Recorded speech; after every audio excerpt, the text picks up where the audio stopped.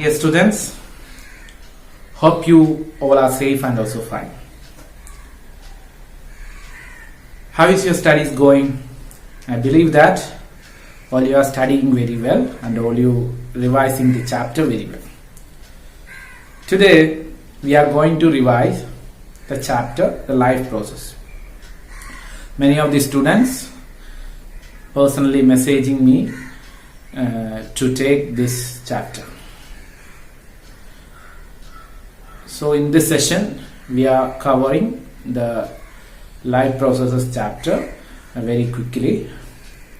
So I told you only the important things in this chapter. Okay, you can use the short notes for your coming exam. Okay, before that we are going for a motivational quote, that is, failure is the opportunity to begin again more intelligently. Failure is the opportunity to begin more intelligently. നിങ്ങളുടെ exams ഇപ്പോൾ നിങ്ങൾക്ക് model exams ഒക്കെ നടന്നുകൊണ്ടിരിക്കുകയാണല്ലേ. ഇപ്പോൾ നിങ്ങൾക്ക് അതിൽ വലുതായിട്ട് mark score ചെയ്യാൻ പറ്റുന്നില്ലെന്ന് വരാം. ചിലരാണെങ്കിൽ ഫെയില് ആകുന്നവരുണ്ട്. അപ്പോൾ അങ്ങനെയുള്ളവരൊക്കെ ഇത് എന്താണ് എന്ന് കരുതാതെ എവിടെയാണ് നിങ്ങൾക്ക് മിസ്റ്റേക്ക് പറ്റുന്നത്. ഇപ്പോൾ നിങ്ങളുടെ ക്വസ്റ്റ്യൻസ് നോക്കുകയാണെങ്കിൽ നിങ്ങൾക്ക് അത് എവിടെയാണ് തെറ്റുപറ്റിയെന്ന് നിങ്ങൾക്കറിയാം. ക്വസ്റ്റ്യൻസ് ആൻസേഴ്സ് ചെക്ക് ചെയ്യുമ്പോൾ നിങ്ങൾക്ക് എവിടെയാണ് തെറ്റുപറ്റിയെന്ന് അറിയാം. സോ അത് കറക്റ്റ് ചെയ്യണം. കറക്റ്റ് ചെയ്ത് നന്നായിട്ട് പഠിച്ച് നിങ്ങളൊന്നുകൂടി തയ്യാറെടുക്കണം. നിങ്ങൾക്ക് ആവശ്യത്തിന് ഒരുക്കം തരാൻ ഞങ്ങൾ ശ്രദ്ധിക്കുന്നുണ്ട്. അപ്പോൾ സോ നമ്മൾ നമ്മുടെ തെറ്റുകളെല്ലാം, ഫെയിലുകളെല്ലാം അല്ലെങ്കിൽ നമുക്ക് ഫോൾസ് ആയിട്ടുള്ളതെല്ലാം തിരുത്തി നമ്മൾ വീണ്ടും പ്രയത്നിക്കുകയാണെങ്കിൽ, മോർ ഇന്റലിജന്റ്ലി നമ്മൾ പ്രിപ്പയർ ചെയ്യുകയാണെങ്കിൽ വിജയം നമ്മുടേത് മാത്രമായിരിക്കും. സോ ഇനി ഒട്ടും സമയം വൈകിട്ടില്ല. സ്റ്റഡി. ഓക്കെ, നന്നായിട്ട് പഠിക്കുക. You can win. Clear? We moving forward. That is our chapter, life processes. In this chapter, we are dealing 4 important life processes. Life process is nothing. Life process means the processes that are essential for the life. Okay. There are mainly 4 types of life processes we want to discuss in this chapter. First one is nutrition, second one is transportation, and third one is respiration, and fourth one is excretion. These are the 4 type of life process we want to discuss in this chapter. Clear? First we are going to discuss nutrition. Nutrition is a mode of taking food from the sources, okay, available sources. Nutrition means how they prepare their food, how they prepare their own food, the organism, how they prepare their own food. This is called nutrition. Okay, mainly 2 types of nutrition are observed, that is autotrophic and heterotrophic. Autotrophic nutrition means producing organic nutrients from inorganic substances. Producing organic nutrients from inorganic substances. Auto means endana? Auto means self. They can produce their own food, like green plants. All green plants included in this autotrophic nutrition. Okay. Heterotrophic nutrition. The heterotrophic nutrition means obtaining organic nutrients by feeding on their living things. Okay, feeding on their living things. ജീവനുള്ളവയെ കഴിച്ചുകൊണ്ട് അവരുടെ ആ ന്യൂട്രിയൻസിനെ achieve ചെയ്യുന്ന ആ ഒരു വിഭാഗത്തെ പറയുന്ന പേരാണ് heterotrophic nutrition. Heterotrophic organisms do not have the ability to make their own food. Hetero means so different. Hetero means different. They എന്താ പറയുന്ന അവരെ ആശ്രയിക്കുന്നത് മറ്റ് ജീവികളെയാണ് ഫുഡിന് വേണ്ടി. ഓക്കെ, example ആണ് animals. All animals are heterotrophic. Okay, so what are the main types of heterotrophic nutrition? We are going to discuss. Animals. In animals, there we can see many types of heterotrophic nutrition. First one is holozoic nutrition. Holozoic nutrition is what? The organism feed by ingesting solid organic matter, which in then digested and absorbed into their bodies. Okay, holozoic nutrition എന്ന് പറയുന്ന എന്താണ്? Holozoic nutrition എന്ന് പറയുമ്പോൾ ഒരു animal അവർക്ക് കിട്ടുന്ന ഫുഡിനെ അത് ഇൻജസ്റ്റ് ചെയ്യുകയാണ്, വിഴുങ്ങുകയാണ് ചെയ്യുന്നത്. അതിനുശേഷം അതിനകത്തുള്ള ന്യൂട്രിയൻസ് ബോഡി അബ്സോർബ് ചെയ്യുന്നു. എക്സാമ്പിൾ ആണ് human, animals and insectivorous plants. Okay, insectivorous plants, these are the main examples of holozoic nutrition. എന്താ പറയുന്നത്? നമുക്ക് കിട്ടുന്ന ആഹാരം കഴിക്കുക, അതിനകത്തുനിന്ന് ന്യൂട്രിയൻസ് അബ്സോർബ് ചെയ്യുക. ഓക്കെ, ഇതിനെയാണ് ഹോളോസോയിക് ന്യൂട്രീഷൻ എന്ന് പറയുന്നത്. And the next is the saprophytism. Saprophytism means what? Sapro means dead and decay matters. Okay, the organism find their food from the dead and decaying matters. This is called saprophytism. And saprophytes feed on dead and decaying matter, include bacteria and fungi which digest the food extremely before the nutrients are absorbed. Okay, this is called saprophytism. And parasitism. Parasitism എന്താണ്? ഒരു host relationship വരികയാണ്. അതായത് ഫുഡിന് വേണ്ടിയിട്ട് ഒരു ഹോസ്റ്റിനെ ആശ്രയിക്കുന്നു, but they make any disturbance to the host. This is called parasitism. Parasitism എന്താണ്? Obtains nutrients from living organisms. The parasite obtains nutrients by living on or in the body of the host. Example ആണ് fleas, lice and tapeworms. Well, you know that very well. Okay, these are the main three types of heterotrophic nutrition. Which are they? Holozoic nutrition, saprophytic nutrition, and parasitism. These are the three types. Clear? Next we are going to discuss the digestive system. Digestive system starts from mouth, where it ends in the small intestine. So let's study the digestive system very well. In the mouth there is an enzyme called salivary amylase. Salivary amylase, what is the function of the salivary amylase? Salivary amylase, which helps to cut the complex molecules into simple one. Okay, in salivary glands, the salivary glands produces the salivary amylase. What is the function of the salivary glands? Saliva moistens and lubricates food, and the amylase cleaves starch. Amylase, salivary amylase. Amylase, what is its function? It cleaves the starch. Cleaves means എന്ന് പറഞ്ഞാൽ മുറിക്കുക, അതായത് complex ആയിട്ടുള്ള മോളിക്യൂളായി simple starch മോളിക്യൂളായിട്ട് മാറ്റുക എന്നുള്ളതാണ് ആരുടെ? amylase, salivary amylase function. Then it leads to the esophagus and pharynx. Esophagus എന്ന് പറഞ്ഞാൽ ട്രാൻസ്പോർട്ട് ഓഫ് ഫുഡിന് വേണ്ടിയിട്ടുള്ളതാണ്. pharynx it related with the swallowing function. Okay, swallows function. pharynxum, esophagusum. Then it comes to stomach.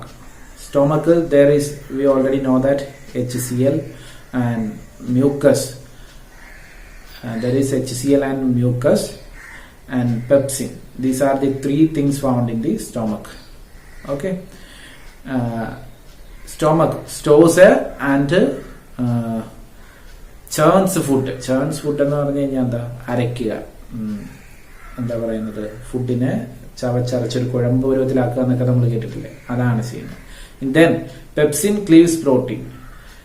Pepsin, അതിനകത്തുള്ള പെപ്സിന്, സ്റ്റൊമക്കിലുള്ള pepsin cleaves പ്രോട്ടീനെ Clive ചെയ്യുന്നത് അല്ലെങ്കിൽ പ്രോട്ടീനെ മുറിക്കുന്ന ആരാണ്? Pepsin എന്ന് പറയുന്നത് പ്രോട്ടീനുമായിട്ട് പി ഓർത്താൽ മതി. പെപ്സിൻ പ്രോട്ടീനുമായിട്ട് റിലേറ്റഡ് ആണ്. പെപ്സിൻ പ്രോട്ടീനെ ക്ലീവ് ചെയ്യുന്നു. And the HCl activate enzymes and break up food kills germs. These are the HCl function. ജേംസിനെയൊക്കെ കില്ല് ചെയ്യുന്ന ഫംഗ്ഷനും അതുപോലെ ബ്രേക്കപ്പ് ചെയ്യുന്ന ഫുഡിനെ ബ്രേക്കപ്പ് ചെയ്യുന്ന ഫംഗ്ഷനുമാണ് HCl എന്നുള്ളത്. Then the mucus protein protects the stomach wall. മ്യൂക്കസ് എന്ന് പറയുന്നത് സ്റ്റൊമക്ക് വാളിനെ പ്രൊട്ടക്ട് ചെയ്ത് നിൽക്കും. ഓക്കെ, ഇത് ഇത്രയാണ് സ്റ്റൊമക്കിലുള്ള കാര്യം. And then it leads to the pancreas. What is actually going on to the pancreas? There is some special enzymes present in the pancreas and which break down different complex molecules into simpler ones. Pancreas, it regulates blood glucose levels and bicarbonate neutralize stomach. Okay, ഇനി ഇതിലുള്ള എൻസൈംസിന്റെ ഒക്കെ പേര് പറയുകയാണ്. Trypsin and the cymotripsin. ആദ്യത്തെ trypsin and cymotripsin അല്ലെങ്കിൽ proteases enzymes എന്ന് പറയും. It cleaves proteins. Then carboxypeptidases and cleaves the protein. Carboxypeptidases protein cleave ചെയ്യുന്നു. And also amylase cleaves starch and glycogen. Amylase എന്ന് പറയുന്ന enzyme starch and glycogen cleave ചെയ്യുന്നു, അതായത് break down ചെയ്യുന്നു. And then lipase cleaves lipids. Lipase എന്ന് പറയുന്ന enzymes ലിപ്പിഡ്സിനെ cleave ചെയ്യുന്നു. Then nuclease cleaves nucleic acids. Nuclease എന്ന് പറയുന്ന എൻസൈംസ് ന്യൂക്ലിക് ആസിഡ്സിനെ ക്ലീവ് ചെയ്യുന്നു. So these are the main enzymes and their functions in the pancreas. So after that it comes to small intestine. Small intestine എന്ന് പറയുമ്പോൾ the complete digestion takes place in the small intestine. That is why I am said the digestion ends in the small intestine. And mucus protects gut wall. Mucus ഉണ്ട് അവിടെ, അത് gut wallനെ protect ചെയ്ത് നിൽക്കുന്നു, absorbs nutrients. There is also some enzymes. Protease cleaves proteins. Sucrase cleaves sugars. Amylase cleaves starch and glycogen. Then bile adds in digestion, and lipase cleaves lipids. Nuclease cleaves nucleic acids. So ഏകദേശം enzymes എല്ലാം പാൻക്രിയാസിന്റെയും small ഇന്റസ്റ്റൈനിലെയും enzymes ഒക്കെ same ആണ്, and the function also same ആണ്. Then it comes to large intestine, and then rectum and appendix, anus. So these are the main parts included in the digestive system. So you must study the chart very well. I forgot to tell the liver break down and build up many biological molecules, stores vitamin and iron, destroys old blood cells, destroys poisons, produces the bile. Gallbladder stores bile. So bile അല്ലെങ്കിൽ liver എന്ന് പറയുന്നത് digestive system അല്ലെങ്കിൽ food കടന്നു പോകുന്ന ഒരു വേയുമായിട്ട് ബന്ധമില്ലാത്തത് കൊണ്ടാണ് ഞാനത് പറയാതിരുന്നത്. സോ ലിവറിന് വേറൊരു ഫംഗ്ഷനാണ്. So I mentioned in that chart. So you must study the chart very well. Okay, so here is A questions, multiple choice questions for you. HCl is secreted by intestinal glands, gastric glands, both A and B, and buccal cavity. HCl ഏതായിരുന്നു? സ്റ്റൊമക്കിൽ കാണുന്നതാണ് അല്ലേ? അപ്പൊ സ്റ്റൊമക്കുമായിട്ട് relate ചെയ്തിട്ടുള്ള ഏതാണ്? That is gastric glands. So the answer is gastric glands. Okay, HCl എവിടെ മാത്രമാണ് കാണുന്നത്? സ്റ്റൊമക്കിലാണ് കാണുന്നത്. സ്റ്റൊമക്കിൽ എന്തൊക്കെ ഉണ്ടെന്ന് പറഞ്ഞാൽ HCl ഉണ്ട്, മ്യൂക്കസ് ഉണ്ടെന്ന് പറഞ്ഞു, pepsin. So these are the three components or three components present in the stomach. The HCl is related with the gastric glands. Okay, gastric means gastro op എന്നൊക്കെ കേട്ടിട്ടില്ല, അതായത് സ്റ്റൊമക്കുമായിട്ട് റിലേറ്റഡ് ആയിട്ടുള്ള ഇതിനെയാണ് നമ്മൾ ഗ്യാസ്ട്രിക് എന്ന് പറയുന്നത്. സോ അടുത്ത question, end products of protein digestion is are glucose, amino acids, fatty acids, glycerol. ഇത് ഓർക്കണം, അതായത് പ്രോട്ടീന്റെ ഡൈജഷൻ എന്തായിട്ടാണ്? പ്രോട്ടീൻ എപ്പോഴും അമിനോ ആസിഡ്സ് ആയിട്ടാണ് ഡൈജസ്റ്റ് ചെയ്യപ്പെടുന്നത്. So the answer is amino acids. ഇപ്പൊ ഗ്ലൂക്കോസ് എന്ന് പറഞ്ഞാൽ എന്താ? സ്റ്റാർച്ചിന്റെ എൻഡ് പ്രോഡക്റ്റ് ആണ് ഗ്ലൂക്കോസ്. ഫാറ്റി ആസിഡ്സ് എന്ന് പറഞ്ഞാൽ എന്താ? ഫാറ്റിന്റെ. ഓക്കെ, ഫാറ്റി ആസിഡ്സും ഗ്ലിസറോൾ എന്ന് പറഞ്ഞത് ഫാറ്റിന്റെ എൻഡ് പ്രോഡക്ട്സ് ആണ്. ഓക്കെ, ഫാറ്റിനെ ക്ലീവ് ചെയ്ത് കഴിയുമ്പോഴത്തേക്കും ഫാറ്റി ആസിഡ്സും ഗ്ലിസറോളുമായിട്ടാണ് മാറുന്നത്. ഗ്ലൂക്കോസ് എന്ന് പറയുന്നത് സ്റ്റാർച്ചിനെ ബ്രേക്ക് ഡൗൺ ചെയ്ത് കഴിയുമ്പോഴാണ് ഗ്ലൂക്കോസ് കിട്ടുന്നത്. ഇനി അടുത്തത് അമിനോ ആസിഡ്സ് എന്ന് പറയുന്നത് ഇത് പ്രോട്ടീൻ ഡൈജഷൻ അല്ലെങ്കിൽ പ്രോട്ടീന്റെ ക്ലീവ്സിങ് അല്ലെങ്കിൽ ക്ലീവ്സ് എന്ന് പറഞ്ഞാൽ അരിയുക അല്ലെങ്കിൽ ബ്രേക്ക് ഡൗൺ ചെയ്യുമ്പോൾ കിട്ടുന്നതാണ് amino acids. Okay. So next we are going to study the life process, respiration. Respiration. What do you mean by the respiration? Respiration. Already you know that there is two type of respiration. It's in the presence of oxygen and in the absence of oxygen. So it can be classified into mainly two, that is aerobic respiration and anaerobic respiration. So in aerobic respiration, within the presence of oxygen, and in anaerobic respiration, absence of oxygen. Clear? Fate of glucose. ഇനി ഒരു കാര്യമുണ്ട്, അതായത് ഈ respiration വഴി നിങ്ങൾ ആലോചിക്കും digestion വഴിയാണ് അല്ലെങ്കിൽ ഡൈജഷൻ വഴിയാണ് നമുക്ക് എനർജി കിട്ടുന്നത്. ഒരിക്കലുമല്ല. ഓൺലി റെസ്പിറേഷൻ വഴിയാണ് നമുക്ക് എനർജി എന്ന് പറയുന്ന ആ ഒരു കൺസെപ്റ്റ് നമുക്ക് കിട്ടുന്നത്, അല്ലെങ്കിൽ എനർജി എന്ന് പറയുന്നത് നമുക്ക് കിട്ടുന്നത് റെസ്പിറേഷൻ എന്ന പ്രോസസ്സ് വഴിയാണ്. ഓക്കെ. റെസ്പിറേഷനിലൂടെയാണ് നമുക്ക് എനർജി കിട്ടുന്നത്. എയ്റോബിക് റെസ്പിറേഷനും എനറോബിക് റെസ്പിറേഷനിലൂടെയാണ് നമുക്കത് കിട്ടുന്നത്. ഓക്കെ. സോ എനറോബിക് റെസ്പിറേഷനിൽ എയ്റോബിക് എന്ന് പറഞ്ഞാൽ presence of oxygen and anaerobic means absence of oxygen. ഈ ഫംഗയിലൊക്കെ എന്ന് പറഞ്ഞാൽ എനൈറോബിക് റെസ്പിറേഷൻ ആണ്. അവിടെ എനൈറോബിക് റെസ്പിറേഷന്റെ ഫലമായിട്ട് എന്തൊക്കെയാണ് ബൈ പ്രോഡക്ട്സ് ഉണ്ടാകുന്നത്? ഏതൊക്കെ ബൈ പ്രോഡക്ട്സ് ആണ് ഉണ്ടാകുന്നത്? Ethanol plus carbon dioxide and also energy. എന്താണ് ബൈ പ്രോഡക്ട്സ് എന്ന് പറയുന്നത്? എഥനോളും കാർബൺ ഡൈ ഓക്സൈഡും, അതിനോടൊപ്പം തന്നെ എന്താ എനർജിയാണ് റിലീസ് ചെയ്യുന്നത്. പിന്നെന്താണ് ഇവിടെയാണെങ്കിലോ, നമ്മുടെ എയ്റോബിക് റെസ്പിറേഷനിലാണെങ്കിലോ, carbon dioxide, water molecule and also എന്താ പറയാ energy. Okay, these are the three components of the respiration. Okay, aerobic-ലാണെങ്കിൽ carbon dioxide, water and energy. എനൈറോബിക്കിലാവുമ്പോഴത്തേക്കും ഫംഗയുടെ കേസ് എടുക്കുകയാണെങ്കിൽ കാർബൺ ഡൈ ഓക്സൈഡ്, എഥനോൾ, അത് ആൽക്കഹോൾ കണ്ടന്റ് ആണ്, അതുകൊണ്ട് തന്നെ എനർജി ഉണ്ടാകുന്നു. ഇത്രയും കാര്യങ്ങൾ ഓർക്കുക. സോ ഇനി നമ്മൾ പഠിക്കാൻ പോകുന്നത് faith of glucose, end product of carbohydrate digestion. എങ്ങനെയാണ് ഈ നമ്മൾ കഴിക്കുന്ന ആഹാരം, അതിൽ എന്താണ് ഗ്ലൂക്കോസ് ആണുള്ളത് അല്ലെ, സ്റ്റാർച്ച് ആണുള്ളത്, അതിന്റെ ബ്രേക്ക് ഡൗൺ നടന്ന് നമ്മൾ എങ്ങനെയാണ് എനർജി റിലീസ് ചെയ്യുന്നത്, അതാണ് ആലോചിക്കേണ്ടത്. ഇവിടെ ഡിസ്കസ് ചെയ്യാൻ പോകുന്നത്. അതായത് ഗ്ലൂക്കോസ് 6 കാർബൺ മോളിക്യൂൾസ്, അതായത് ഗ്ലൂക്കോസ് എന്ന് പറയുന്നത് 6 കാർബൺ മോളിക്യൂൾസ്. ഗ്ലൂക്കോസിന്റെ സിമ്പിൾ ഫോർമുല എന്താ? C6H12O6. C6 എന്ന് പറഞ്ഞാൽ 6 കാർബൺ ഉള്ളത് കൊണ്ടാണ്. അപ്പോൾ ഗ്ലൂക്കോസ് എന്ന് പറയുന്നത് ഗ്ലൂക്കോസ് 6 കാർബൺ മോളിക്യൂള് അത് സൈറ്റോപ്ലാസത്തിൽ വെച്ചിട്ട് പൈറുവേറ്റ് 3 കാർബൺ മോളിക്യൂൾ ആയിട്ട് മാറും. ഓക്കെ. പൈറുവേറ്റ് ഗ്ലൂക്കോസ് സൈറ്റോപ്ലാസത്തിൽ വെച്ച് പൈറുവേറ്റ് ആയിട്ട് മാറുന്നു. അതായത് 6 കാർബണുള്ള ഗ്ലൂക്കോസ് 3 കാർബണുള്ള പൈറുവേറ്റ് ആയിട്ട് മാറുന്നു. ഇതിനുശേഷം എന്താണ്? ആബ്സെൻസ് ഓഫ് ഓക്സിജനിൽ, അതായത് എനറോബിക് റെസ്പിറേഷനിൽ എഥനോളും carbon dioxide plus energy ആയിട്ട് മാറുന്നു. Then the lack of oxygen, lactic acid plus energy ആയിട്ട് മാറുന്നു.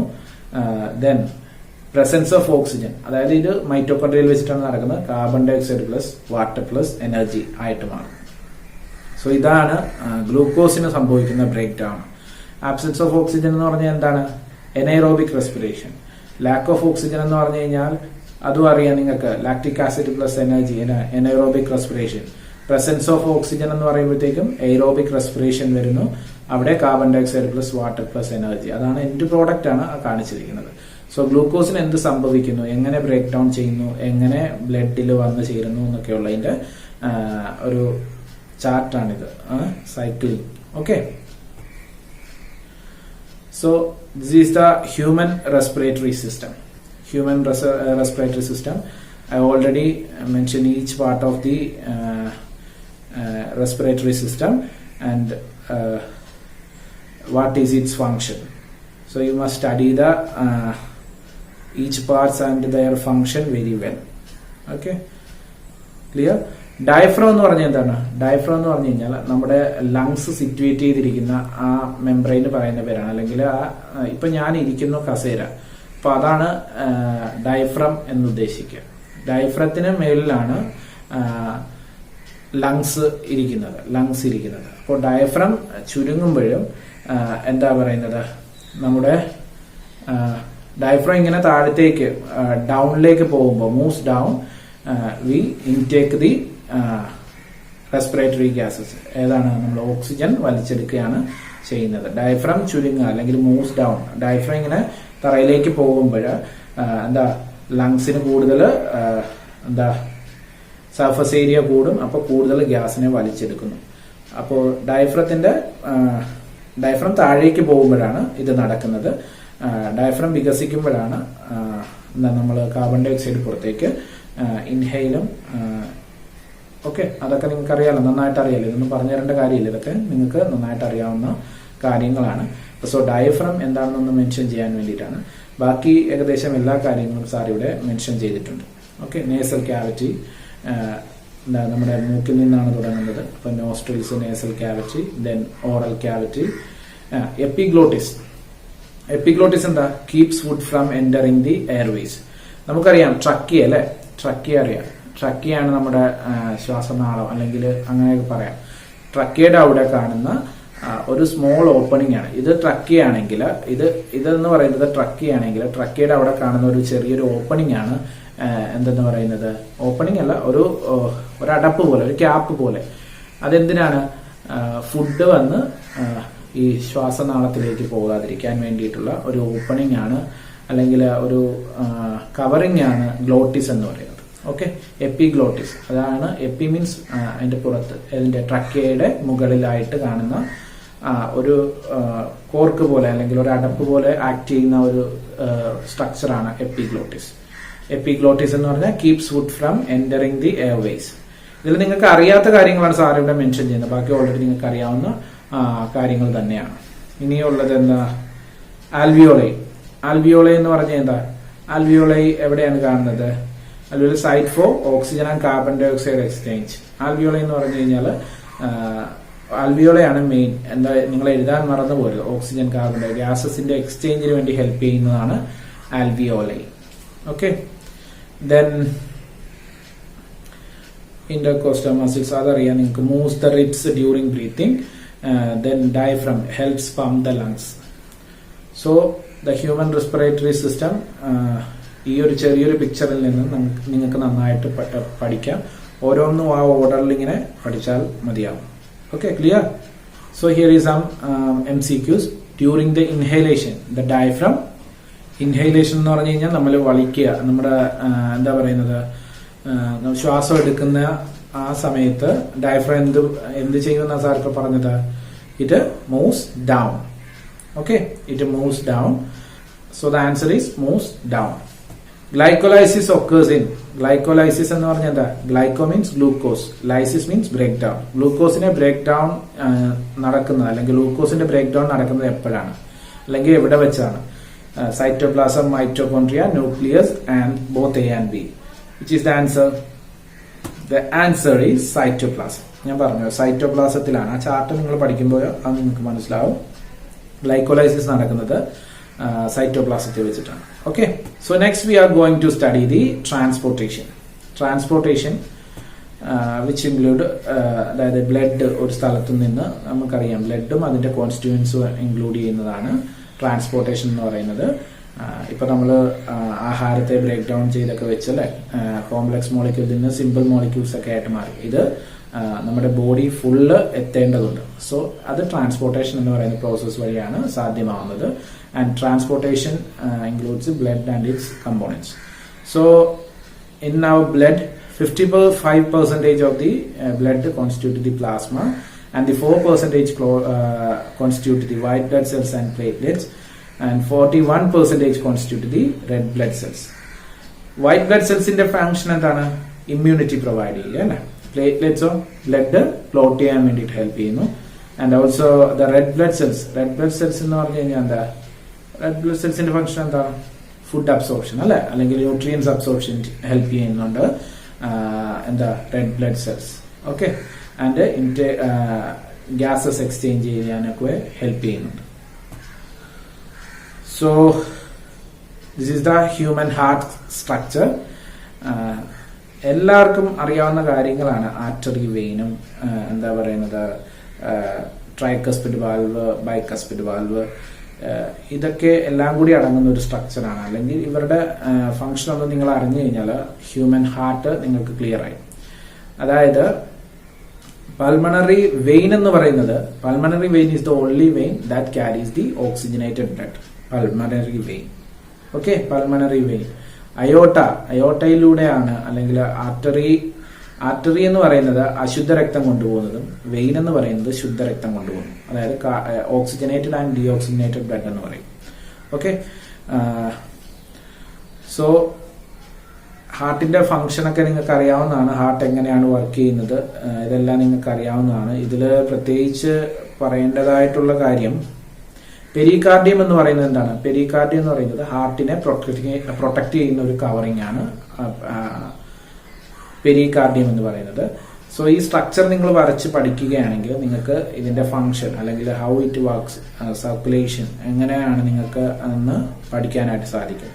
എവിടെ നിന്നാണ് ആദ്യം ബ്ലഡ് വരുന്നത്? ബ്ലഡ് അതായത് ഹാർട്ടിൽ എപ്പോഴും നടക്കുന്നത് ഡബിൾ സർക്കുലേഷൻ ആണ്. ഡബിൾ സർക്കുലേഷൻ അപ്പോഴാണ് ഒരു സൈക്കിള് പൂർത്തിയാകുന്നത്. ഡബിൾ സർക്കുലേഷൻ എന്ന് പറയുന്നത് ആദ്യം എന്താണ് ഡീഓക്സിജനേറ്റഡ് ബ്ലഡ് വരുന്നു, പിന്നീട് അത് ഹാർട്ടിൽ കൂടി കയറി ഓക്സിജനേറ്റഡ് ബ്ലഡ് ആയിട്ട് മേലിൽ പോയി മറ്റു പാർട്സിലെല്ലാം പോയിട്ട് വീണ്ടും അത് ഹാർട്ടിലേക്ക് എത്തുന്നത്. അങ്ങനെ ഒരു സൈക്കിൾ പൂർത്തിയാകുമ്പോഴാണ് ഇതിനെ ഡബിൾ സർക്കുലേഷൻ എന്ന് പറയുന്നത്.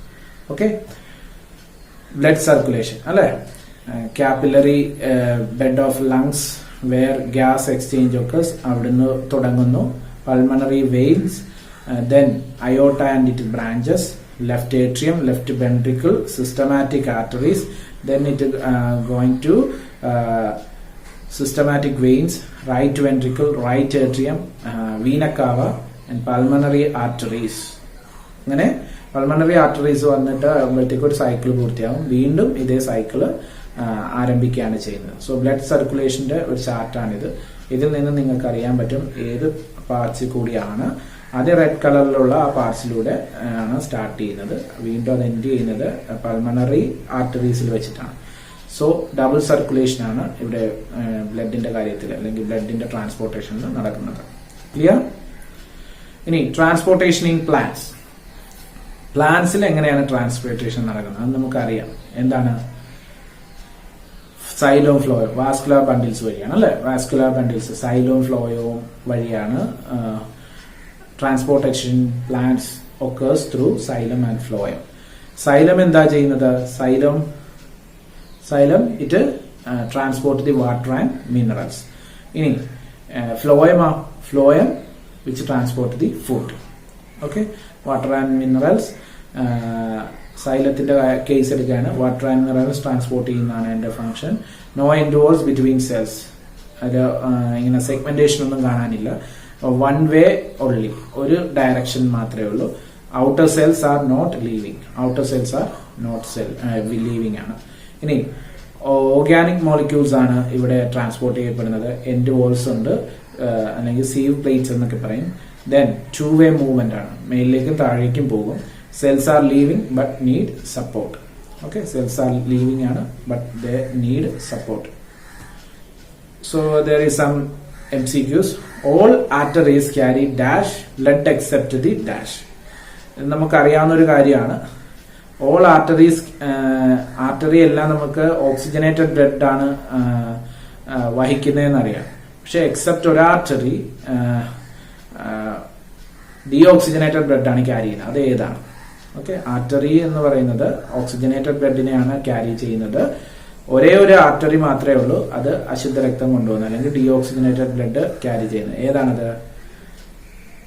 Pulmonary artery. Okay, pulmonary artery is the only artery. So all arteries carry oxygenated blood except the dash, that is pulmonary artery, option B. Okay, option B is the right answer. Clear?